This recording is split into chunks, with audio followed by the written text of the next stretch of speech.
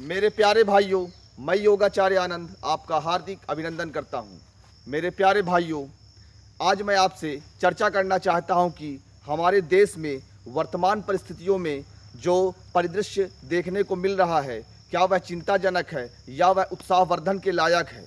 मेरे प्यारे भाइयों, आज हम देख रहे हैं कि बहुत सारे गैंगस्टर के खिलाफ, अपराध के खिलाफ सरकार के द्वारा एक मुहिम छेड़ी गई है। तो क्या यह जो तरीका सरकार के द्वारा अपनाया जा रहा है, क्या वह तरीका सही है या उसमें कुछ विचार करने की आवश्यकता है।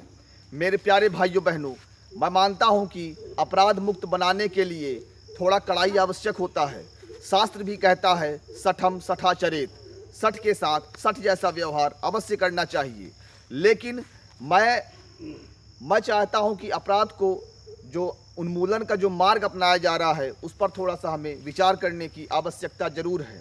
मैं चर्चा करना चाहता हूं जो उत्तर प्रदेश के कानपुर के जो विकास दुबे हैं, उनका एनकाउंटर किया गया, वो सही है या गलत है। मेरे प्यारे भाइयों बहनों, मैं सिर्फ इतना कहना चाहता हूं कि जिस मार्ग के द्वारा उसको सजा दी गई, वह मार्ग थोड़ा सा चिंतनीय तो जरूर है। क्योंकि जब हम संविधान का मजाक उड़ाना प्रारंभ कर देते हैं, हम कानून से खिलवाड़ करना प्रारंभ कर देते हैं, तो इससे एक ऐसा वातावरण तैयार होता है जो लोगों में असुरक्षा की भावना पैदा करता है। मेरा कहने का आशय यह है कि यदि हम उन्हें संवैधानिक तरीके से सज़ा दे पाएँ तो कहीं ना कहीं यह ज़्यादा संतोषजनक होगा।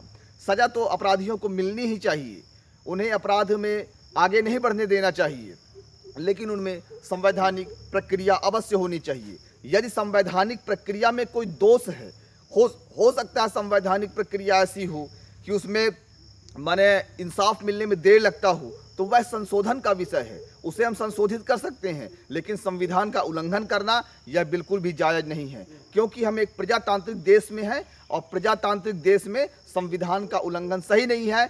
मैं एक और बात कहना चाहता हूं कि जितने भी अपराधी हमारे देश में हैं, उन्हें प्रारंभ में ही बढ़ावा ना दिया जाए। विकास दुबे को सजा तो आज से 15 साल 20 साल पहले ही मिल जाना चाहिए था, तो आज जो घटनाएं हुई हैं वो कभी ना होती। लेकिन उस समय उसे सजा नहीं मिली, उस समय उसको बढ़ावा मिला, कहीं ना कहीं सरकारों का भी साथ मिला, तो आज वह इस स्थिति तक पहुंच पाया।